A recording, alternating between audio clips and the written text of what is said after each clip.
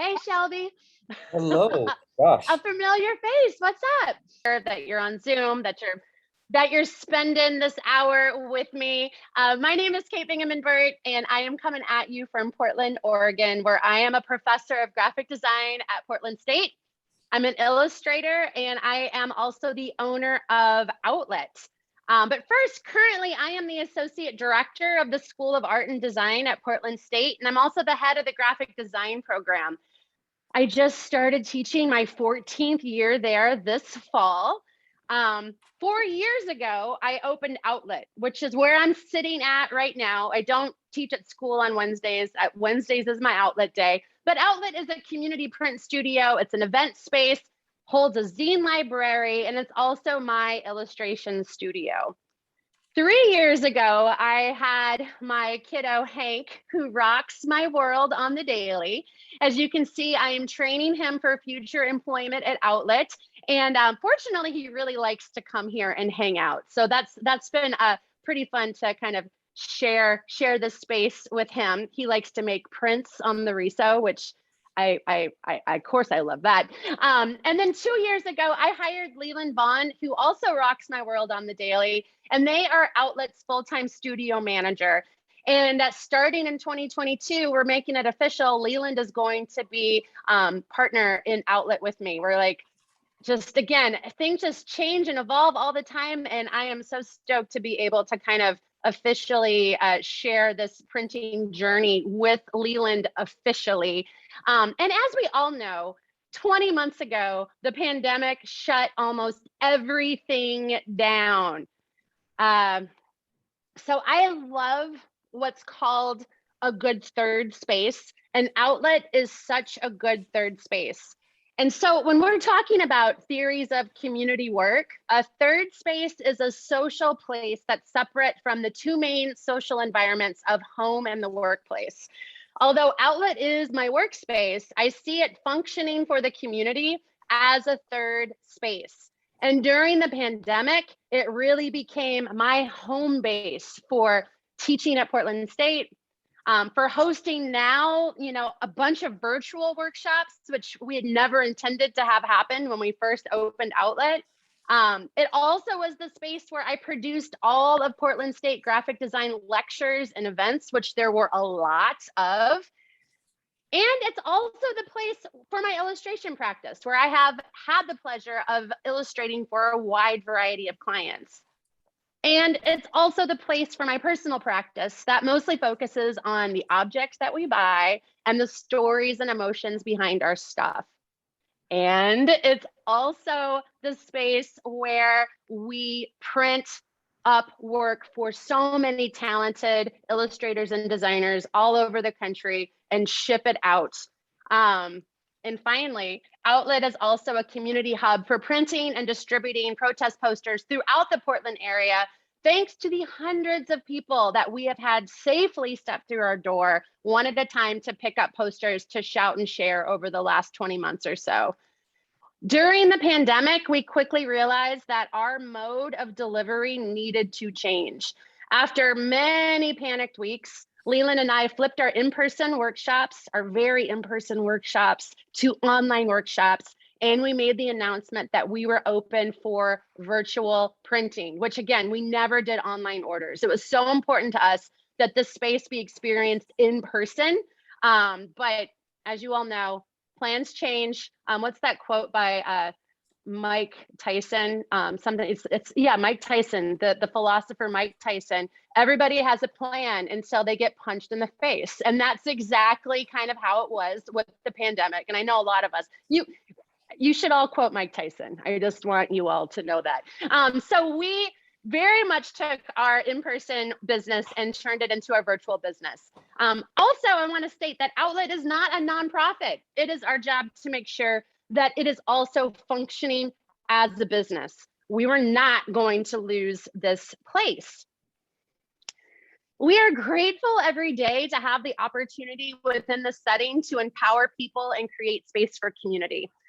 Artist-run spaces are part of the bedrock of the culture of a place, and as rising rents and changing demographics threaten the viability of DIY spaces in cities across America, We feel the criticality of maintaining a community space as a political act.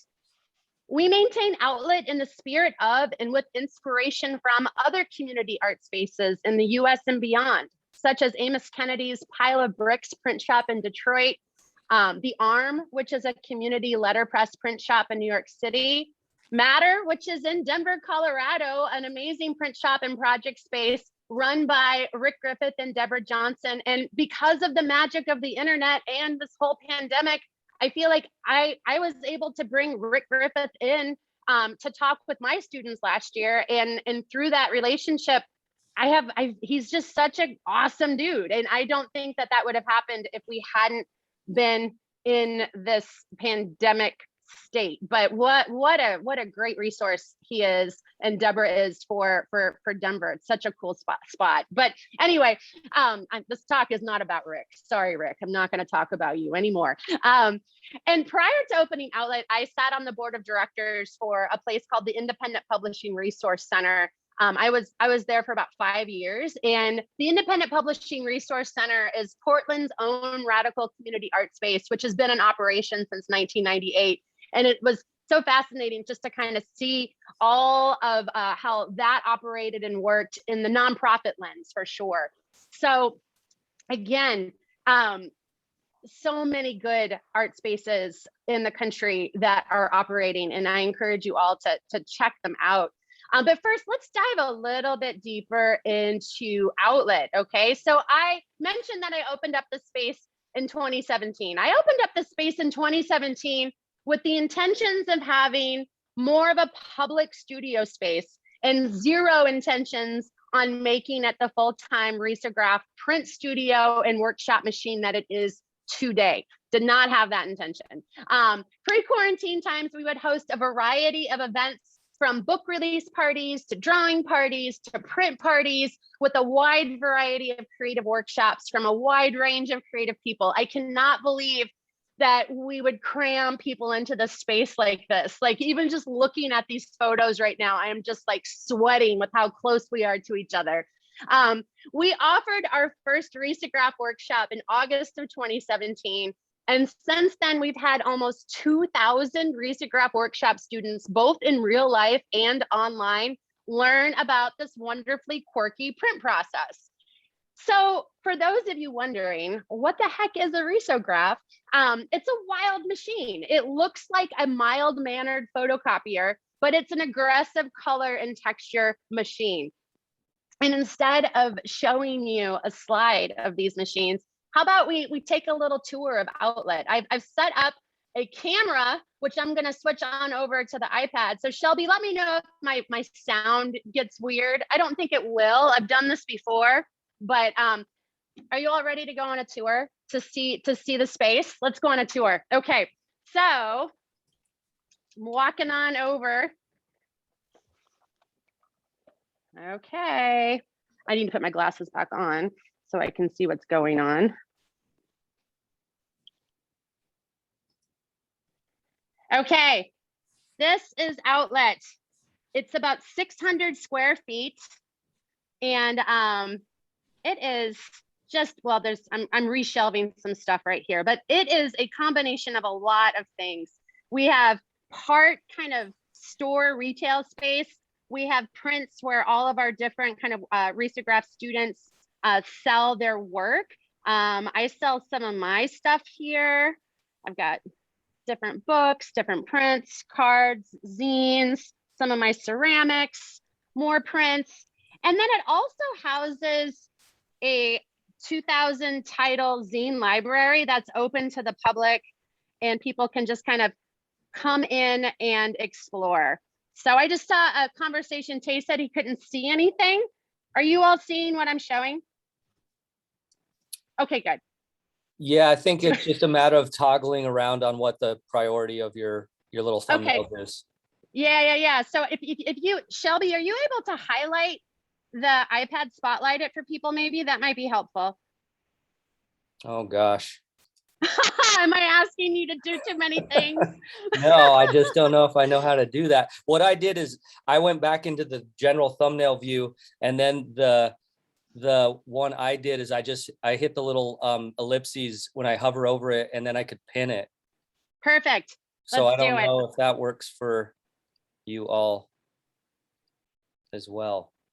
I see some people saying worked for us. Oh, good. Thank you Okay. to all of our friends that are giving thumbs up. Perfect. Perfect. So this is the Zine Library, and we actually have a volunteer that is working on cataloging all the zines. Here is all of our paper here in Outlet. That door leads to our bathroom in case anyone needs to use the bathroom. And here we have is one of our Riso sisters. This one is named Sister Carita after the amazing Sister Carita Kent. She lives underneath the Power Up banner, which was inspired by Sister Carita Kent. Over here, we have all of our art supplies that we use during our workshops. You can see all of the different inks that we've got. Up here, our rainbow of inks. Down here, these are all the different colors that we have available for printing. They look like they're kind of funny sewing machine cases, but they're actually houses what we call a drum. And this right here is Janet, and I'm going to actually open up Janet for you so you can kind of see the inside workings.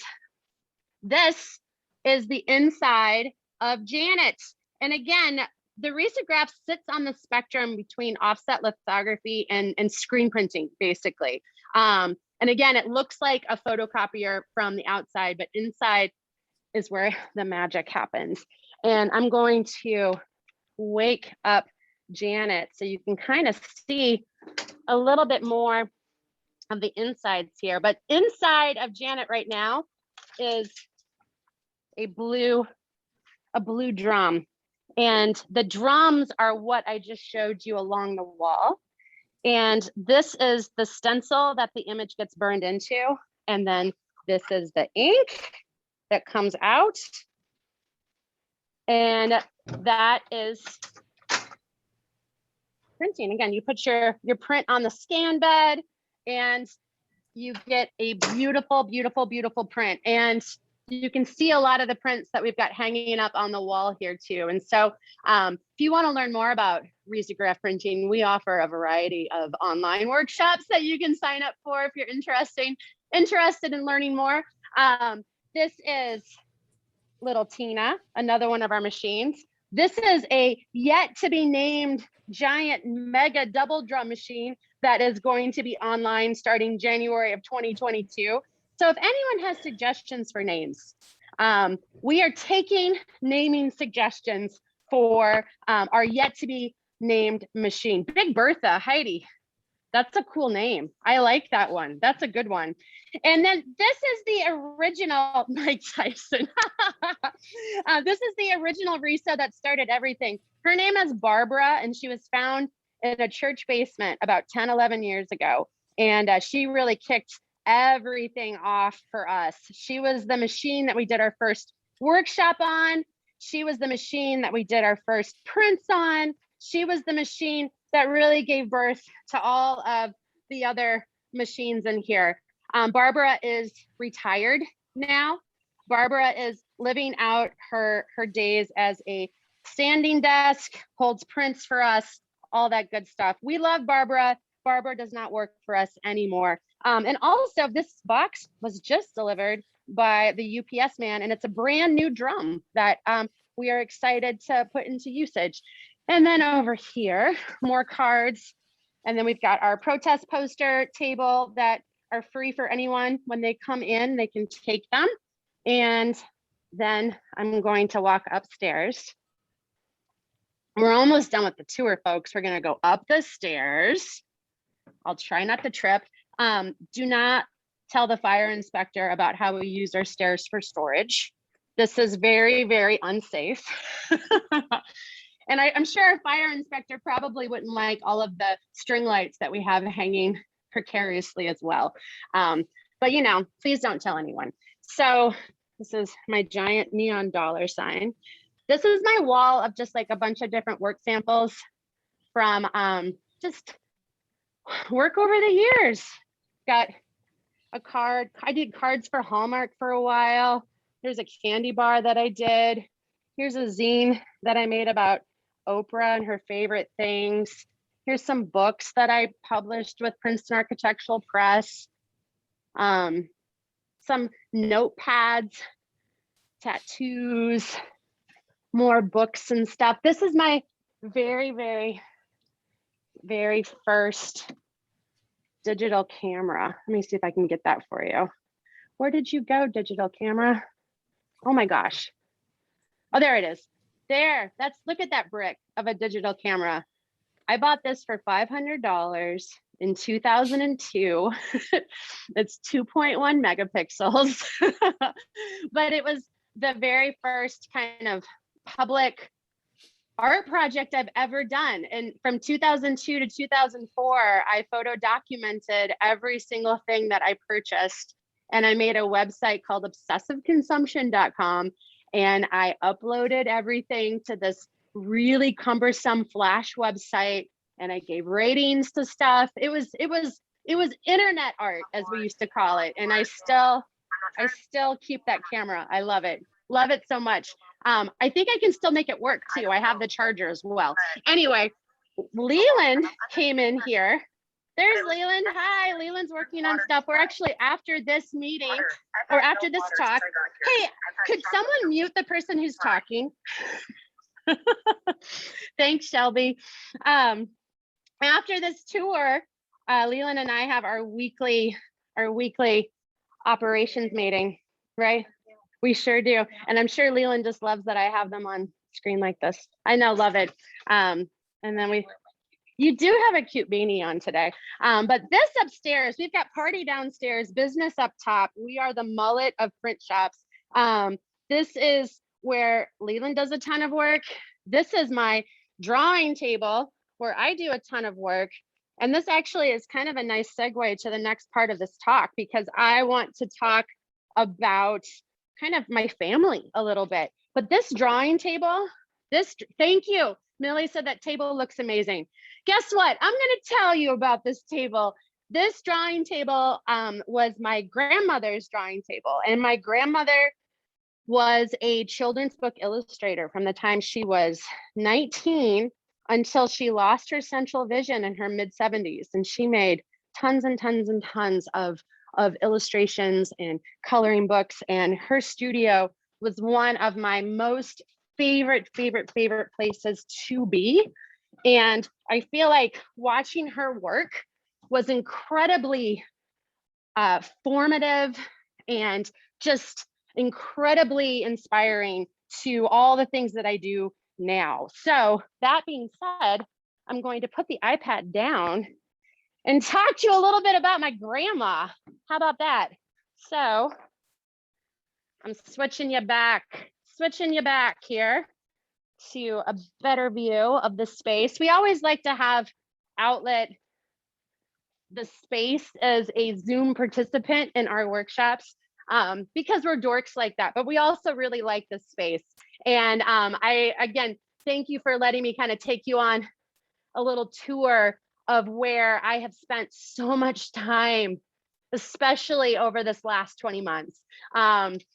Very fortunate to be able to have this space and to not be teaching classes out of my apartment with my husband and my 3-year-old. So very lucky to have this space.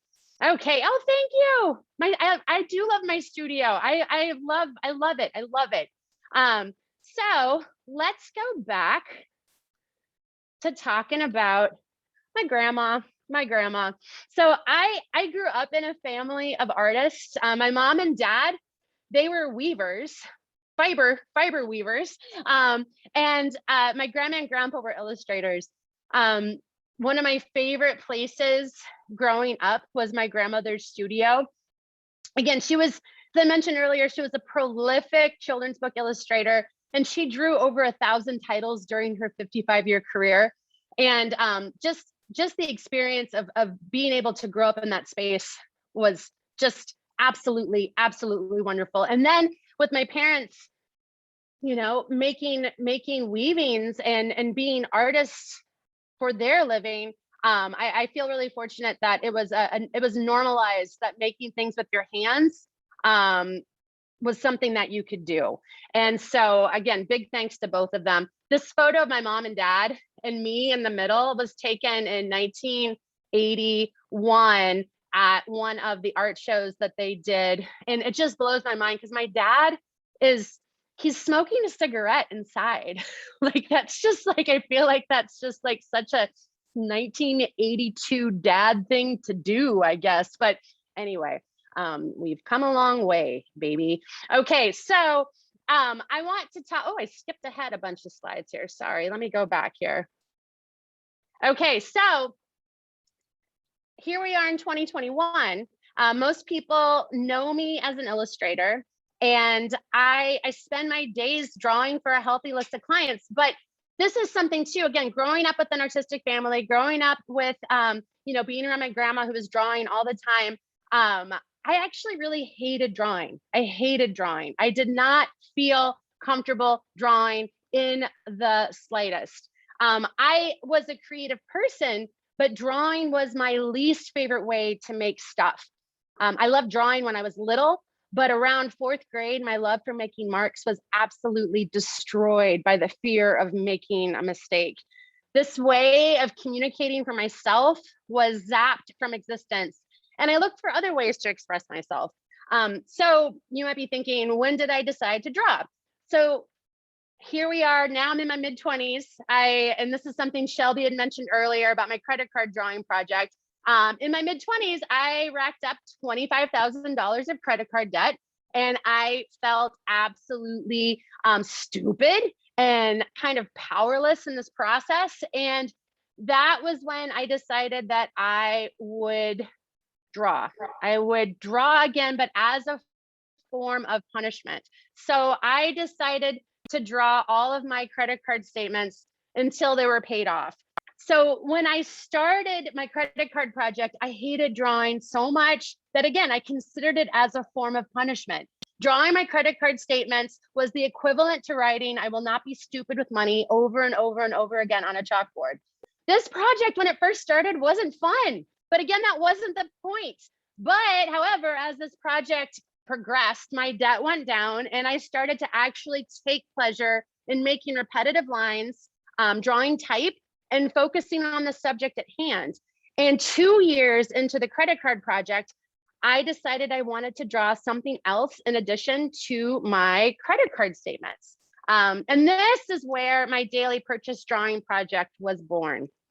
On February 5th, 2006, I established a set of rules. Only draw on black pen, only draw on white individual sheets of 8x10 paper. If you start to mess up, you got to go with the mess up. No erasing, no do-overs. Draw something that you purchase every day and share. These drawings were simple and of everyday objects. This process made me incredibly aware of how much passive consumption occurs in our daily lives and how little attention we pay to the everyday items. And I kept with this project, and I drew and I drew and I drew. And 4,000 daily drawings later, I can safely say that I love to draw. My early drawings were not confident. Sometimes drawing with my hands felt like I was drawing with my feet. However, I kept going and I kept sharing. My style remained wonky, but it became more of a confident wonk, and my hands stopped feeling like feet. Yes, I was drawing everyday objects, but I was drawing my life through my stuff, and I became hooked on this. And this daily drawing project, which is now 15 years old, led to my career in illustration and lots of other ways of making. And it's so important to me that I'm always thinking of new products to sell and share at outlet, from washi tape to sticker sheets, to tote bags, to ceramics, to prints and cards, to zines, to funny fabric banners that I make with my mom, to clunky and awkward paper mache. I am so thankful for this daily drawing project because it really set me up in creating systems for making. However, I still had never figured out how to actually start and finish a sketchbook. Okay, and here is where we are with kind of the thesis of this talk. I strongly think that anyone can enjoy the benefits of keeping a sketchbook, but it wasn't until I was 40 and well into my illustration journey and many, many drawing projects that I made myself finish a sketchbook. And now I can't stop. I'm addicted to this. And now looking back on 20 years of doing things, I wish I had kept going with my many failed attempts, so many failed attempts. Oh my gosh. But what I didn't realize was that I was my biggest enemy in this whole process. And I just needed to get out of my dang head. So for drawing, the hard part is starting, but for keeping a sketchbook, the hard part is to keep going and to finish it, okay? Sketchbooks have always freaked me out. Honestly, they have. Of course, I bought a ton of sketchbooks, but finishing one was always another story. And I know I'm talking to a room full of creatives here. The promise of a new sketchbook and the promise of a fresh page was always way more seductive than actually filling up a book with the bits and pieces of the everyday. I put so much pressure on the blank page and quickly abandoned many, many sketchbooks because of that pressure. I didn't need that pressure. I didn't want keeping a sketchbook to be stressful, just another thing on my stupid to-do list. But however, the thing that I feel like I kind of did backwards here, before I discovered the absolute joy of keeping a sketchbook, I discovered the absolute joy of making zines, okay? So now you may ask, what the heck is a zine? Okay, so the phrase zine is short for magazine, and it is a handmade and locally distributed publication that lets you share your thoughts and ideas with the world. They are the perfect handmade container to share your ideas, comics, photographs, stories, passions with others. Zines give you the permission to make the thing that you want to see in the world. I made my first zine when I was 19 years old, and it was when I wanted to make sure that more people were able to read my friend Zach's poetry. That was my first dumb zine, but I haven't stopped making these amazing permission-giving objects. I have made zines for my multiple drawing projects, for photo essays, zines to like honor collections, to tell and share stories. I have made zines with other people in groups. I adore this way of making. And even though my work has evolved and changed over the last 20 years or so, me using the zine as a container to share ideas has been a total constant. I could start my own zine freaking factory, but I was totally unable to fill up a sketchbook. And so what I decided that I was going to do was make a new set of rules for myself, okay?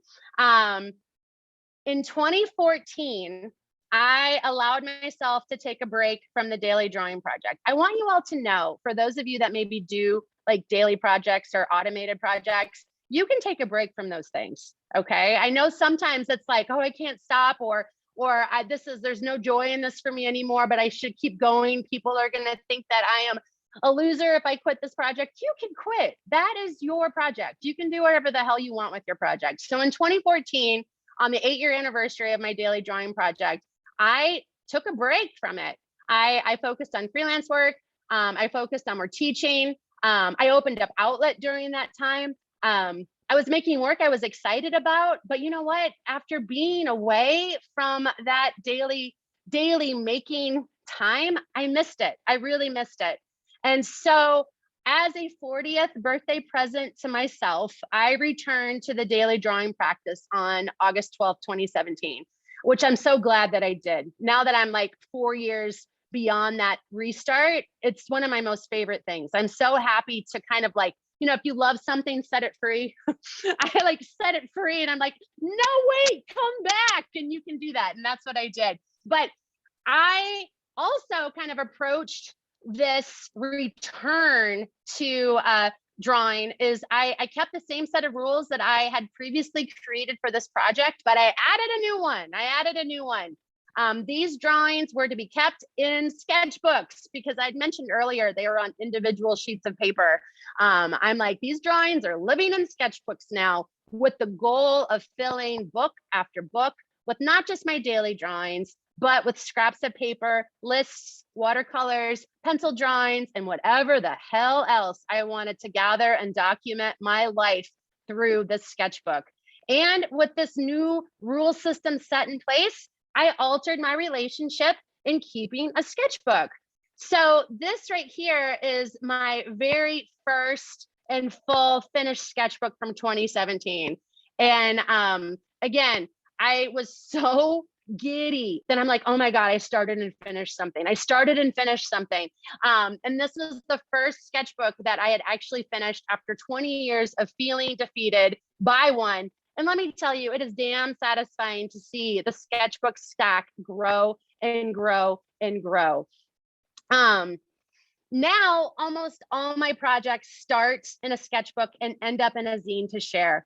The combination of the two are a powerful tool for making and sharing work. And speaking of zines, I started an every other month mail club where subscribers receive a zine filled with 2 months of my daily drawings and some photographs and a bit of writing and a new sticker or print. And I did this during the pandemic. I hadn't sent out zines in the mail since the early 2000s. And this project has been so fun. It feels like a big bowl of mac and cheese, which means that I love it. It is such a comfort project for me. And again, this is a shameless plug. If you want to become a KBB Mail Club member for 2022, I am dropping the old link into the chat. But again, it's so interesting about how this like relationship we have to making looks and how it looks different for everyone, because keeping a sketchbook looks different for everyone. But I want to share in these next few minutes, maybe some tips, maybe a little bit of permission that might help you pave your unique path and help kick off some good creative habits to keep you moving and making on your own journey too. Because I deeply, deeply believe that everyone has a story to tell, okay? Now, again, how do you tell yours? I want to quote the all-around queen illustrator and educator, Linda Berry, about what she has to say about drawing here. So she says that drawing is a language. It's hard to understand what that really means until you've spoken and listened to it enough in a reliable and regular way. Starting a sketchbook practice is the best way to begin a reliable, regular way. I love that. Thank you, Linda. That's perfect. Okay. But I mean, think about it. The word drawing is intimidating, I think. I like to call it mark making. Honestly, with a lot of my graphic design students, they immediately come to class feeling like they don't know how to draw. But if we talk about marks, making marks, and you can make marks with so many different things, I feel like changing that relationship really, really does happen. And I believe that everyone is capable of communicating fluently in this visual language. And also, you know what, creating something from nothing, it also makes us feel productive. And that helps us feel good about ourselves. Being present in the moment and focused during a drawing session can also be akin to meditation. And I feel like that's kind of what happened to me when I was doing my my credit card drawing project. I kind of accidentally stumbled into what I now know is called meditative drawing, where you just are like kind of quiet by yourself, focusing on one thing, focusing on these meditative marks.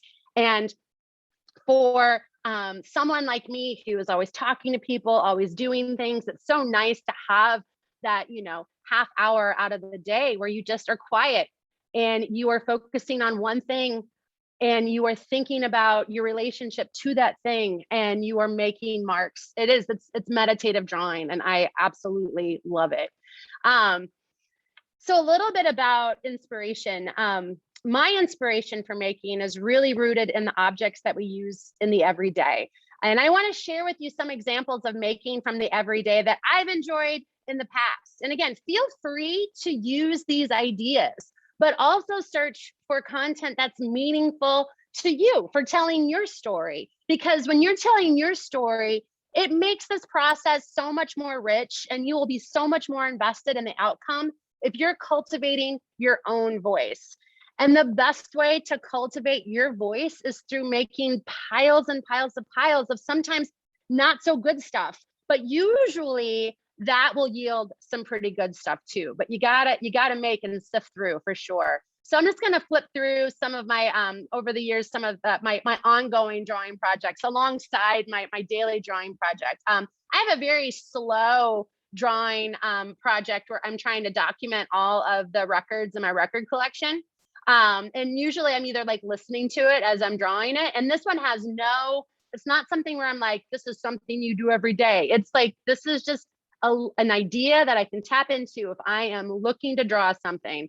I also love just documenting, again, different collections and objects that are in my home. Like this one is all of the hairbrushes in my house. And so I did a double page spread of just all the different hairbrushes in my house. And then sometimes I draw objects that I feel guilty about drawing, but that I feel guilty about buying. Like this one, it says, I drew these clogs because I paid too much for them and I've only worn them once. And well, now I don't even have them anymore. All I have is this drawing that commemorates the clogs that I spent too much money on and never, ever wore that often. And sometimes I will do different things that will challenge myself. Like I used to hate drawing out in public. But I have a group of friends, well, prior to the pandemic, that I would meet for brunch every Sunday morning. And I would intentionally get there about 20 minutes early and draw in public before they arrived. And guess what, everyone? For those of you that are also afraid of drawing in public, no one's paying attention to you. No one cares. So if you want to draw in public, you should just go and draw in public because everyone is too concerned about what it is that they're doing. So you should feel complete permission to do whatever the hell you want. This IKEA one was another. I went to IKEA and then I documented me eating an ice cream cone. Again, very, very simple. This was one where I drew all of the buttons that I found on my shirts in my closet. These were all of the lip stuff that I had in my bathroom drawer. And then I have a series where I draw things that I throw away. And these are just some objects of things that I either throw away or give away, and reasons as to why I'm throwing them away or giving them away. Another drawing series that I love to dive into is just using Craigslist to I love going into different sections on Craigslist. I think Craigslist is the best website on the internet. I could do an entire talk about Craigslist, but I will spare you. But Craigslist is a visual minefield of just inspiration, honestly. And I have this whole series, these are different bikes from Craigslist. I love reading what people write to describe the object that they're trying to sell on Craigslist. It's so much fun.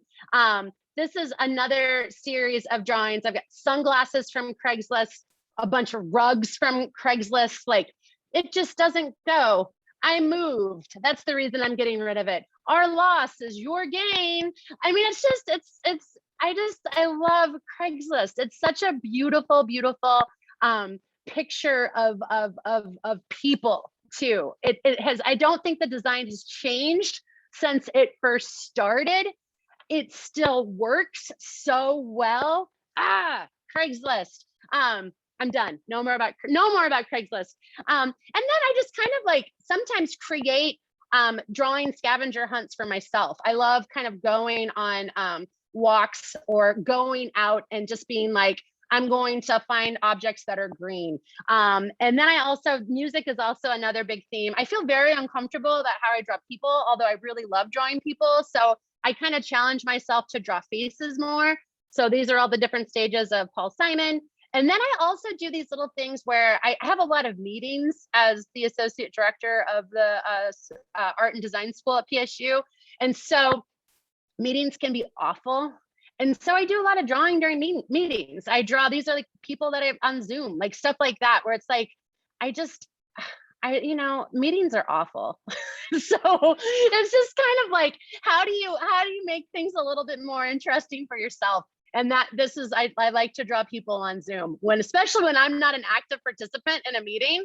I'm like, oh, look at all the portraits that I can draw right now.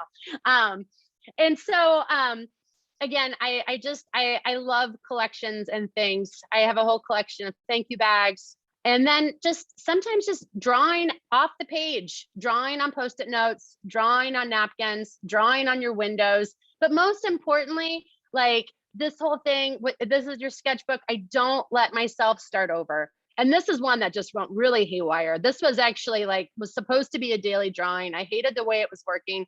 And I just absolutely just kind of did a color explosion. And I actually really love all the patterns and colors and textures. So it's again, anyone can use any of those ideas. Run with them. If you want to have ideas for making, because sometimes, again, the hardest part is starting sometimes, where you're like, what the hell do I draw today? And that is why I love keeping written lists of prompts. I also love keeping what I like to call a mark making library in my sketchbook as a resource for future drawings and zine ideas. And this is a sample of what I like to call my mark making library. Making marks is a great way to warm up.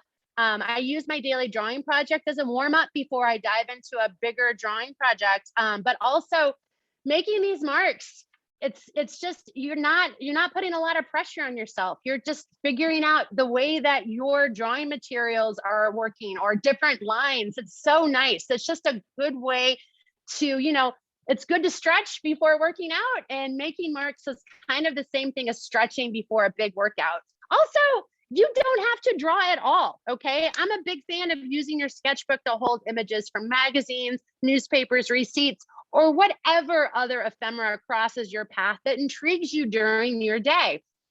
And because people always ask me, what are some of your favorite drawing supplies? These are some of my favorite drawing supplies.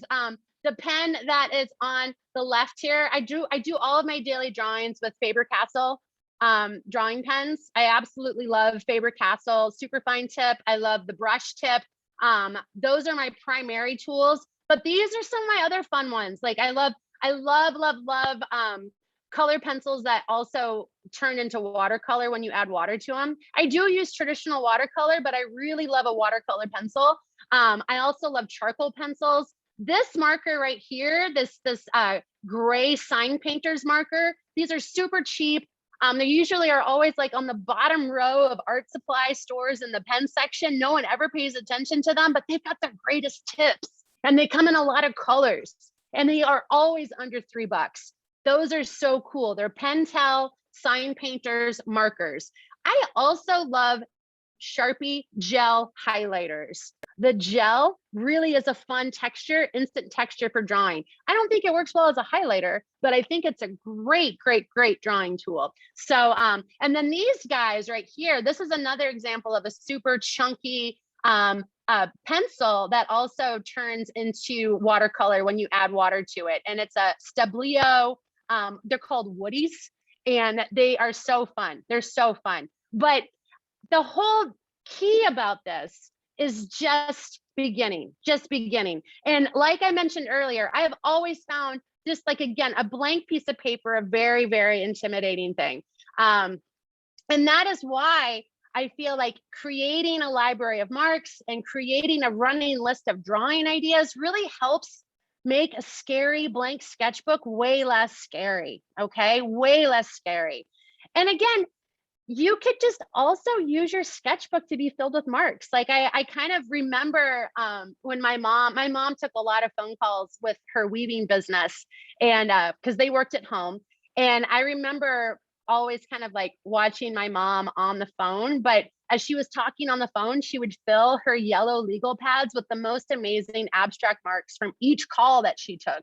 And then she would also label each page with the person that she was talking to and for how long she talked to them, which I wish I still had those yellow legal pads, because that would make for an amazing zine.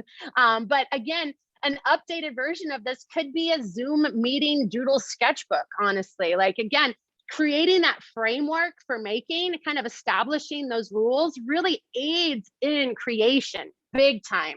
And then again, here are some more prompts for you if you're looking for other drawing ideas that you can save for later. Because again, having this library of ideas to access just makes developing a drawing practice more accessible. It turns something that might be stressful, like coming up with ideas, into something actually enjoyable. Because you know what? Drawing in my sketchbook for me has turned into my daily zone of relaxation, which again is something we all need more of these days. The feeling of making something is also very satisfying, especially during these days where time feels kind of fake and lots of things feel out of your control. At least you have control over what you put in your sketchbook. So again, I really want you all to kind of feel like kind of building this library of ideas is something that is going to help kind of you working in your sketchbook be something that will be more enjoyable. And I want to show you too how some of these mark making lines can be applied to inform other drawings too. So this is a mark for my sketchbook, and here it is directly applied as a pattern in a drawing of a plant. And then this is how many of my marks applied to an entire series of my house plants, which many of them are dead. Sorry, you served me well, and I'm sorry for failing you, but I'm glad I have a portrait of you. And again, I just would encourage you to look for items to draw that are within arm's reach. Think about your day. What object has best symbolized your day? Spend time with that object. Think about what that object means to you. Draw it and maybe write a few lines about its meaning, okay? But mostly it's about experimentation and fun. And the more you practice and work at something, the better your instincts become. But you do have to explore lots of different tools and materials to find the right combo for you, okay? And also it's important that you are making for you, but it's also fun to share what you are making, especially if you find yourself enjoying the lines and marks and ideas that you are communicating through your pen and paper. So here, again, you don't have to share, but here is a list of different ways that you could share your work. Yes, there's many different ways that you can share. Online is one of them, but there's other things too. Like, again, write a newsletter, send snail mail, send postcards. There's a whole like amazing historical timeline of mail art that has been created way before the internet. And that's a beautiful way to share work too. Look into ways of how you can reproduce your work. Most importantly, just keep doing it, okay? And I'm almost done, I swear. But again, thank you very much for spending this past hour with me and kind of listening to me process about how you can figure out a framework for maintaining a creative practice. And again, we're in this time where I feel like things feel especially chaotic, and making really helps bring order to chaos. Working on a daily sketchbook is actually really great for people who feel like they are too busy with literally everything, but making art will make you saner and happier, I swear to God. Setting aside 15 minutes a day to cultivate a daily habit can be done, and art making can fit into even the most crazy schedules. Because again, making things makes you feel good, and we need all of the good feelings that we can get these days. So anyway, thank you. I see that there's some questions in the chat, but I'll stop sharing my screen right now. So I'm done. Thank you, everyone. Oh, thank you, Stacy. That's really sweet. Yes, Heidi, sharing is caring. I feel like we've had the good fortune of like experiencing one of your like workshops or something. Yeah, kind of, yeah. I mean, it was so important to us when we switched from doing our workshops in person that we really try to convey the energy in a Zoom room too. And all of our workshops also have a component where you are making something, we print it for you, and we send it in the mail too. So it's like also that combination of an online experience with a very tangible experience too, because I feel like those two working together and in concert is a really good thing. Yeah, absolutely. So we have a few minutes here for questions. So whoever has questions, please offer them up. Okay, Rachel said, do I have a contact email? Yes, I have my email on my website, which is katebingaman-burt.com, and I'll put that into the chat.